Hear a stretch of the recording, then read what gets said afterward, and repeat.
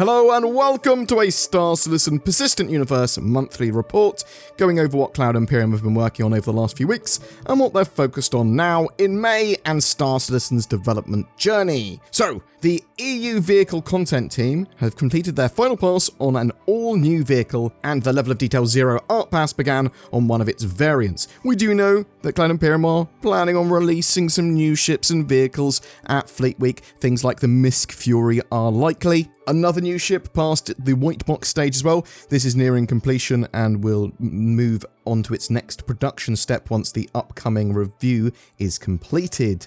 The team wrapped up the RSI Lynx rover, while another upcoming ground vehicle progressed through the grey box stage. The level of detail pass on the Argo SRV, that tractor beam ship, was completed. Related to this, a support pass for tractor beams began, which includes retrofitting the new vehicle tractor beam onto existing supported ships. It also involves ensuring that all valid components can be removed using the FPS tractor beam. Cloud Imperium said this has been achieved by adjusting the art and collision on some component bays, as well as ensuring there's a clear path to remove components from the vehicle. A component bay pass continued on the Misk Freelancer, which progressed to LOD 0 and the final art phase, and the Crusader A1 Spirit continued through the LOD 0 phase, passing the grey box review gate. Additionally, the C1 cargo variant entered the grey box stage. In the US, grey box on an upcoming vehicle was also completed. CIG said, "We have redesigned the dashboard and cockpit to allow for better visibility while driving in first-person view. We also did a short pass on optimization, as we found that it may have gone a bit overboard on the detail and needed to pull back a bit, especially in areas rarely seen by the player." Grey box on the Aopoa Santok Yai progressed, with several areas being redesigned and fleshed out, including the rail system within the glass canopy. The team also created several iterations of the seat and settled on a design that highlights the Aopoa's use of Xi'an anti-gravity technology. In addition, they progressed on the new dashboard to further push the use of alien tech. Cloud Imperium said it was preparing for Alien Week as well, which is celebrated mid-June, and this focuses on some alien ships and vehicles. Basically, they're normally lacking at Fleet Week because it's mostly human-manufactured ships. The character and weapons features teams began adding EVA fuel to the actor loadout. When implemented, players will be able to use fuel as they accelerate or deaccelerate while free roaming in zero gravity. If the fuel runs out, they can use their oxygen supply as a low-grade emergency supplement to get to safety. However, jumping from surface to surface using the new zero-G traversal system will not use fuel, making it a viable option for players travelling without thrusters or that are low on fuel. The multi-tool tractor beam can be used to navigate environments without gravity too. The team also worked on flak ammunition. This generates a single projectile that on explosion breaks into additional projectiles that fire in random directions. Part of this included implementing the option to add a proximity trigger to any projectile. The EU gameplay features team progressed with the mining and tractor beam updates, which are targeted for release in 3.19. For salvage, development of the munching feature began, with the first prototype being finished for internal iteration. For the refinery stuff, the first block out of the UI screen was created, and the gameplay beats of the various refining methods were discussed. The team now has a clear understanding of what the different deliverables will look like and how the actual gameplay will feel. The US design team, they implemented the halls for the Fleet Week event that's coming up soon. This was done by using new functionality from the US Persistent Universe team, which not only reduces the setup time but also eliminates the possibility of a significant number of bugs historically encountered during the event's setup. The team refactored how in-game ship prices and insurance expedite fees and times are calculated as well. The process is now automated based on a ship's stats and characteristics and will continue to evolve as the amount of data factored into the price calculations increases. As a result of redistributing mineable resources, the team completed their initial pass on refineries. This will change how efficiently each location refines specific ores based on the abundance of mineable resources within that region. Along with this, they're currently rebalancing the sell prices of refined resources at the admin and trade development division offices to account for this new distribution. Cloud Imperium said these changes are currently in the PTU and will continue to iterate on the new prices as we review the data we receive from testing. There was some focus on the new cargo deck and external cargo loading gameplay loop that will be used to support ships such as the Misk Hull C, which we know is planned for Alpha 3.20 now. This is the first step in a sequence of planned updates to make cargo gameplay more physical and tangible. Fundamental concepts such as the cargo warehouse and asynchronous buy and sell orders not only support the Hull C, but will be important elements in manual loading within hangars. The UI art team improved several Squadron 42 features that may eventually make their way into the persistent universe, including improved visuals for radial menus and various weapon screens. To add greater variety to in-mission ship combat, the mission features team began adding all ships into the enemy spawn pool. Cloud Imperium said, "We used a tool to pit all ships against one another 1,000 times to determine a difficulty progression." Work also continued on salvage missions, with attention given to missions where salvage is used to restore valuable ships for profit. Development continued on the package extraction, data heist, and consignment retrieval missions.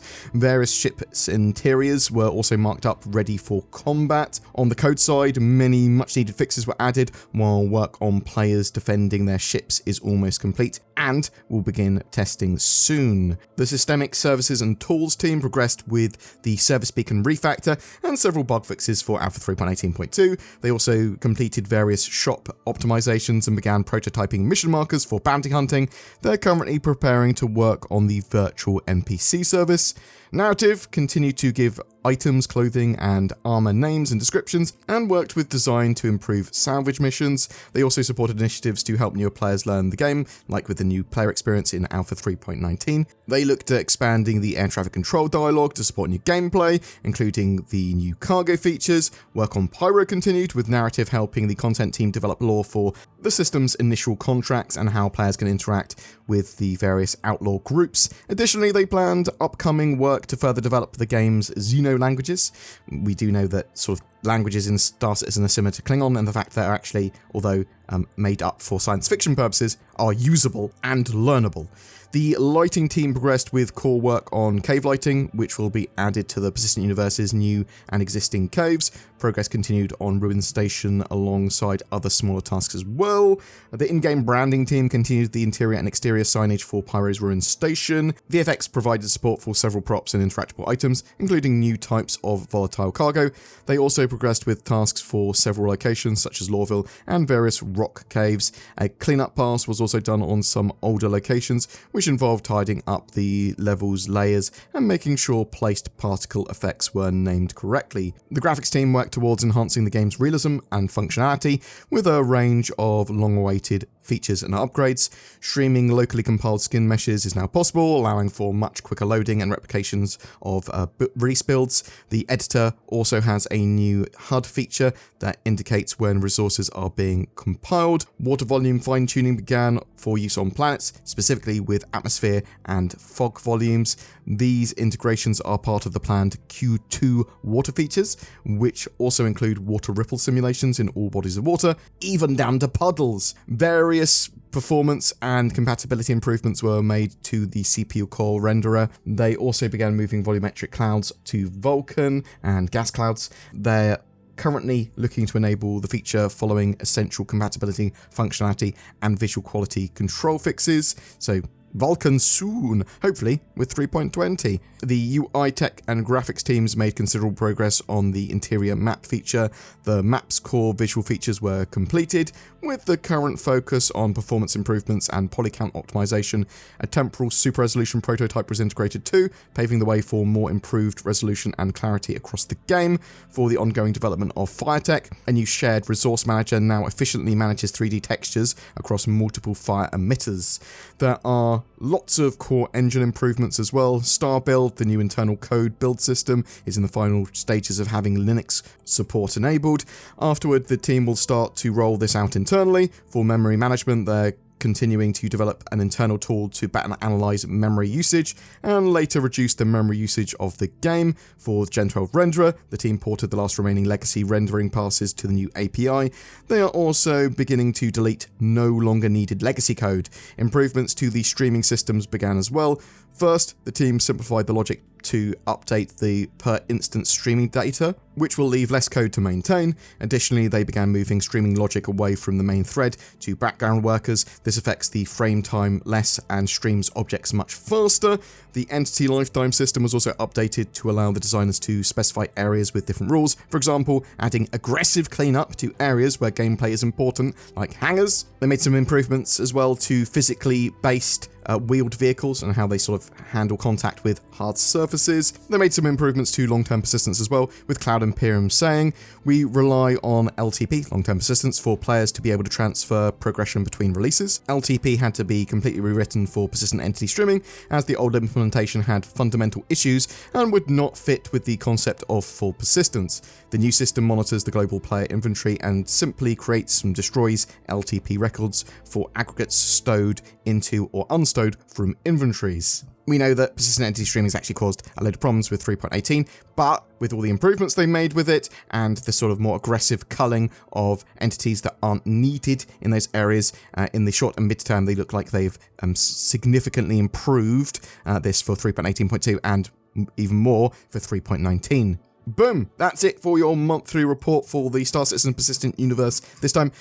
In the next one, we'll do like a Squadron 42 monthly report, but also include the AI updates in there as well, because there just wasn't enough space in this video to also have the AI things, and I normally put them with the Squadron 42 stuff anyway. So look forward to that. I'm really interested to know what you think. What new ships are you hoping to see for Fleet Week? Are you going to be purchasing anything during Fleet Week? It is obviously a big expo where you can try Star Citizen for free, and there's loads of ships to rent, and there's a big sales event, and there's all those new ships as well. Are you looking forward to Alien Week coming in June with a little bit of a smaller event, but focused on that alien stuff? Are you excited for Alpha 3.19 turning up in May as well? Or are you much more looking forward to 3.20 now, the roughly Q3 release? Not as much talk about Pyro and 4.0 and stuff like that in this monthly report, but obviously we're in the midst of 3.18.2, 3.19, 3.20, Fleet Week, all that sort of jazz, all being talked about, so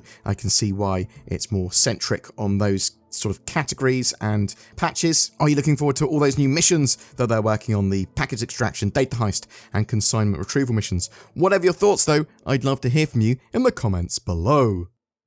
Give a man a fish and he'll eat for a day, but give him a NordVPN subscription using nordvpn.com/BoredGamer, or the links below, and he'll browse the internet more safely and with greater accessibility for a lifetime, or at least until his subscription ends. He can then shop for his own fish from places like Tesco's, Walmart, or Asda or something. It also makes a fantastic gift. Next time you go to a dinner party or a wedding, bring them a NordVPN subscription. Bam! You'll be the talk of the town, and it's certainly better than bringing a fish. Please remember to like and subscribe, and if you'd like to go further to support the channel, then use that join button under my videos or the Patreon links below. That would be amazing. It goes a long way to helping Zin and I be able to create daily videos, and you'll get some exclusive perks, including some videos, posts, and polls to help guide the channel. Every month we have a ship giveaway. For May, it's for an Origin 400i, the luxury exploration touring ship capable of taking 3 crew to distant stars. It also comes with lifetime insurance and a Star Citizen game package. To be in for a chance of winning that, just comment on any of my videos made during the month. More details down below. Thanks very much for watching. I hope to see you in the verse.